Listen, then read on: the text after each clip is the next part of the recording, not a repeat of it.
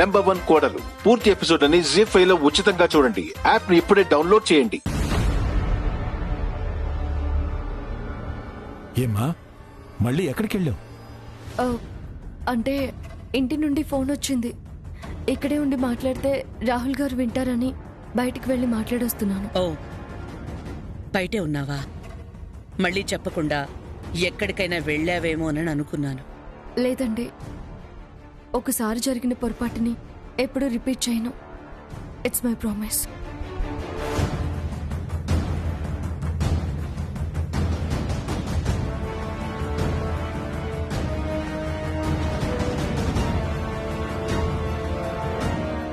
అవునండి, అదేంటంటే నేను వచ్చినప్పటి నుంచి మిమ్మల్ని ఒక ముఖ్యమైన విషయం అడగాలనుకుంటున్నా, కానీ కుదరడం లేదు. ఏంటమ్మాది? అది మీకు శత్రువులు ఎవరైనా ఉన్నారా?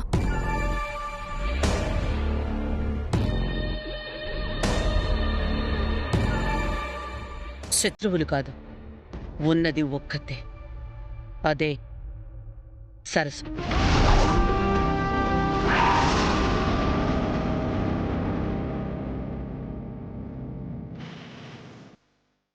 అది చచ్చి దాని స్థానంలోనే నువ్వు వచ్చావు.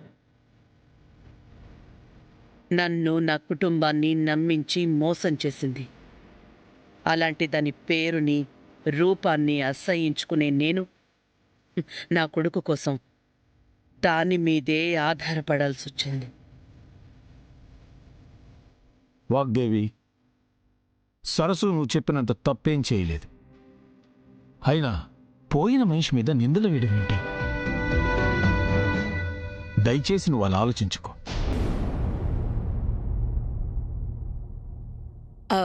ఇప్పుడు దాని గురించి ఎందుకు బ్రాహ్మణి? అంటే సరస్సుకి జరిగింది యాక్సిడెంట్ కాదని ఎవరో కావాలనే గుర్తించి చంపారని తెలిసింది. తన చావుకి మీ శత్రువుకి సంబంధం ఉందని నాకు అనిపిస్తుంది.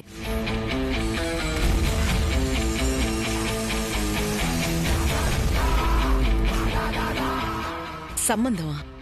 సరస్సుని మీరు బయటికి గెంటేసిన తర్వాత తనని చంపి ఆ హత్యా నేరాన్ని మీ మీదకు నెట్టి మిమ్మల్ని అరెస్ట్ చేసే కుట్ర అవ్వచ్చు కదండి. ఏంటమ్మా ఇది? ఎప్పుడో జరిగిన దాని గురించి ఇప్పుడు మాట్లాడడం, అది కూడా ఇంత డీటెయిల్డ్గా ఎందుకు డిస్కస్ చేస్తున్నావు? అంటే మీ శత్రువుల వల్ల నాకు కూడా థ్రెట్ ఉంది కదండి. ఐ మీన్ నేనే సరస్సుగా ఇక్కడ ఉన్నాను కదా. ఆల్రెడీ ఒకసారి నా మీద అటాక్ జరిగింది. జాగ్రత్తగా ఉండాలని.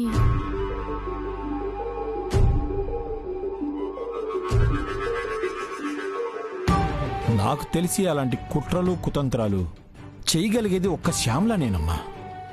కాదండి, అది శ్యామల పని కాదు.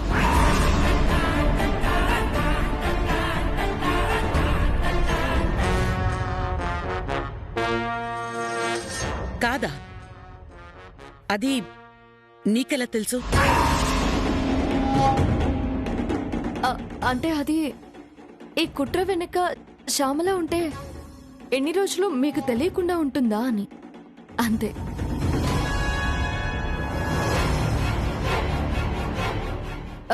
సరేనండి, ఎప్పుడైనా ఎవరి మీదైనా అనుమానం వస్తే నాకు చెప్పండి. అలాగేనమ్మా, అలాగే.